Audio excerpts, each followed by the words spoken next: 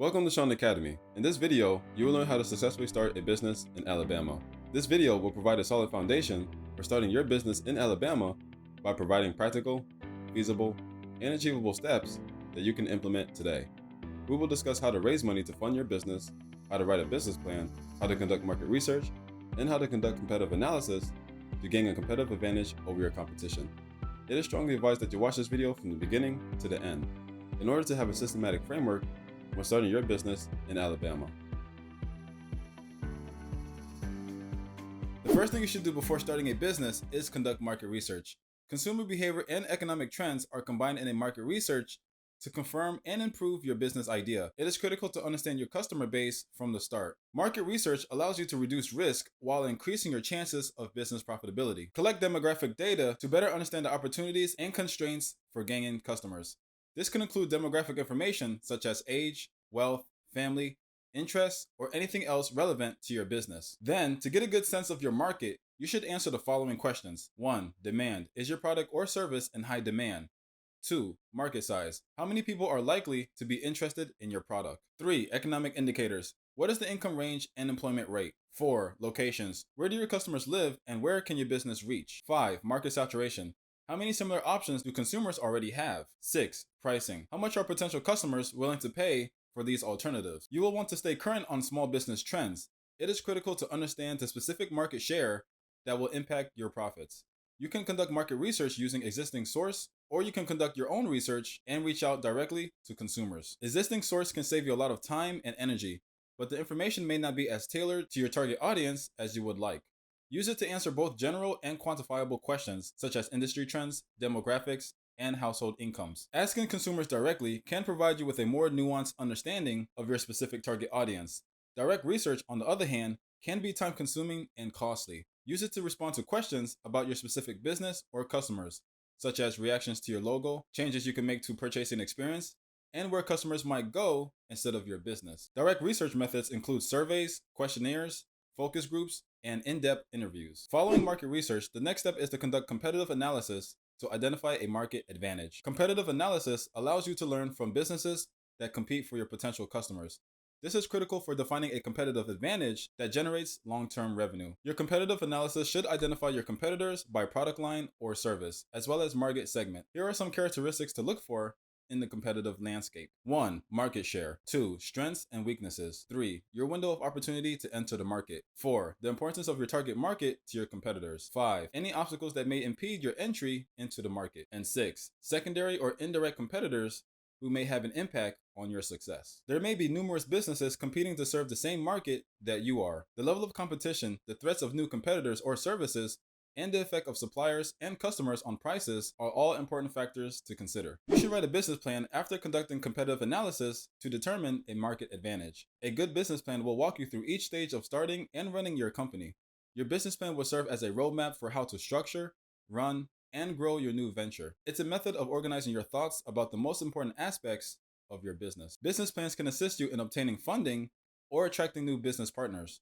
Investors want to know that they'll get a good return on their investment. Your business plan will be the tool you use to persuade others that work with you or for investing in your company. You should choose a business plan format that works for you. There is no correct or incorrect way to write a business plan. What matters is that your plan meets your requirements. The majority of business plans fall into one or two categories: traditional or lean startup. Traditional business plans are more common. They follow a standard format and encourage you to go into details in each section. They usually necessitate more work up front and can be many pages long. Lean startup business plans are less common, but they still follow a standard format. They concentrate on summarizing only the important points of your plan's key elements. They can be made in as little as an hour and are usually one page long. If you are very detail-oriented, want a comprehensive plan, or intend to seek funding from traditional sources, you may prefer a traditional business plan format. You are not required to follow a specific business plan outline when writing your business plan. Instead, use the sections that make the most sense for your company and its requirements. Traditional business plans include some of these 9 sections. 1. Executive summary. Tell your readers about your company and why it will be profitable in a few sentences. Include your company's mission statement, product or service, and basic information about its leadership team, employees, and location. If you intend to seek funding, you should also include financial information and high-level growth plans. 2. Company description. Provide detailed information about your company in your company description. Explain in detail how your company solves problems. Make a list of consumers, organizations, or businesses that your company intends to serve. Describe the competitive advantages that will help your company succeed, such as, is your team comprised of experts, or have you found the ideal location for your business? This is the place to talk about your company's strengths. 3. Market research. You'll need to be well versed in your industry outlook and target market. Competitive research will show you what other companies are doing and their strengths. Look for trends and themes in your market research, such as what are the actions of successful competitors? What makes them so effective? And also, are you able to do it better? This will be the time to respond to these questions. 4. Management and organization. Tell your reader how your company will be organized and who will be in charge. Describe your company's legal structure. Indicate whether you plan to incorporate your business as a C or S corporation, a general or limited partnership, or as a sole proprietorship or limited liability company, LLC. In your company, use an organizational chart to show who is in charge of what. Demonstrate how each individual's unique experience will contribute to the success of your venture. Consider including resumes and curriculum vitae for key members of your team. 5. Product or service line. Describe the product or service you provide. Describe how it benefits your customers and the product life cycle. Share your intellectual property plans, such as copyright or patent filings. Explain in detail if you are conducting research and development for your service or product. 6. Sales and marketing.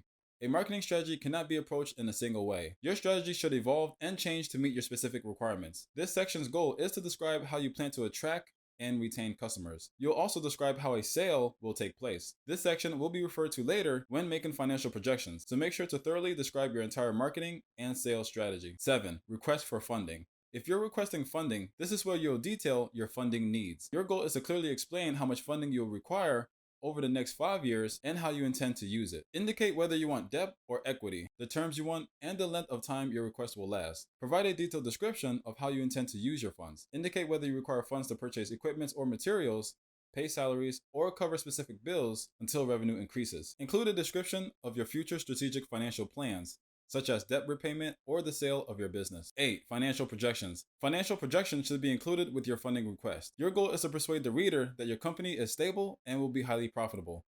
Include income statements, balance sheets, and cash flow statements for the last 3 to 5 years if your company is already established. If you have any other collateral that could be used to secure a loan, make sure to include it as well. Provide a financial forecast for the next 5 years. Forecasted income statements, balance sheets, cash flow statements, and capital expenditure budgets are all included. Be even more specific in the first year using quarterly or even monthly projections. Make certain that your projections are clearly explained and that they correspond to your funding request. This is an ideal place to use infographics to tell your company's financial story. 9. Appendix. Provide supporting documents or other materials that were specifically requested in your appendix.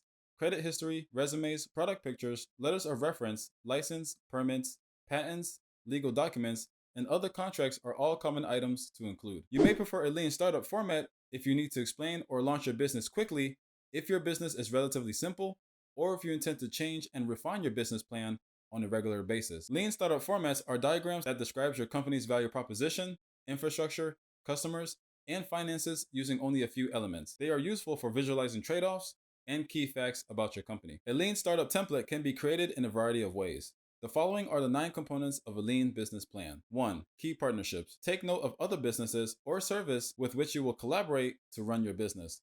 Consider vendors, manufacturers, subcontractors, and other strategic partners. 2. Key activities. Make a list of the ways your company will gain a competitive advantage. Highlight activities such as selling directly to consumers or utilizing technology to participate in the sharing economy. 3. Key resources. List any resources you will use to provide value to your customers.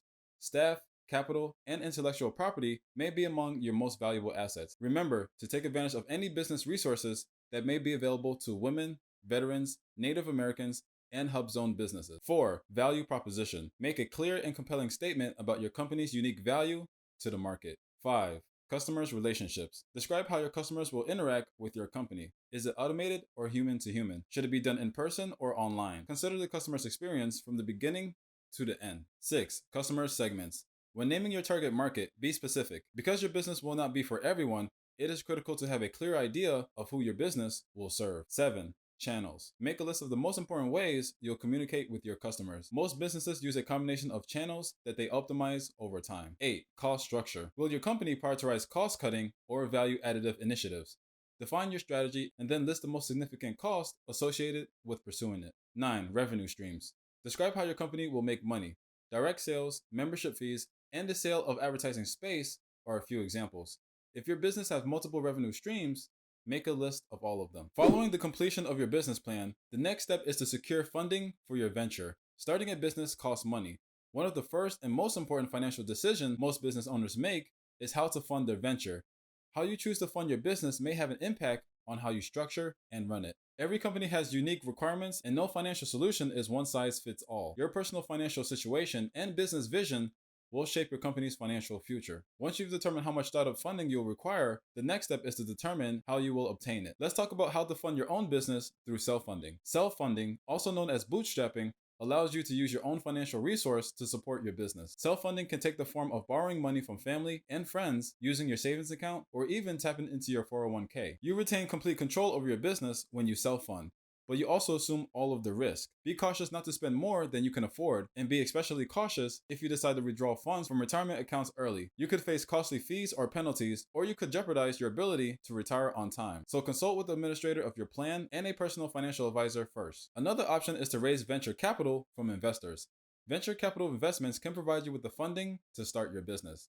Venture capital is typically offered in exchange for a stake in the company and an active role in its operation. In a number of important ways, venture capital differs from traditional financing. Typically, venture capital focuses on high growth companies. Rather than debt, they invest capital in exchange for equity. They also take higher risk in exchange for potential higher returns, and it has a longer investment time frame than traditional financing. Mostly all venture capitalists will want a seat on the board of directors at the very least. As a result, be willing to give up some control and ownership of your company in exchange for funding. There is no certain way to obtain venture capital, but the process generally follows a standard sequence of basic steps. 1. Find an investor. Look for individual investors, also known as angel investors or venture capital firms. Make sure to conduct sufficient background research to determine whether the investor is reputable and has experience working with startup companies. 2. Share your business plan. Your business plan will be reviewed by the investor to ensure that it meets their investment criteria. Most investment funds focus on a specific industry, geographic region, or stage of business development. 3. Go through due diligence reviews. The management team, market, products and service, corporate governance documents, and financial statements of your company will be scrutinized by the investors. 4. Negotiate the terms. If they decide to invest, the next step is to reach an agreement on a term sheet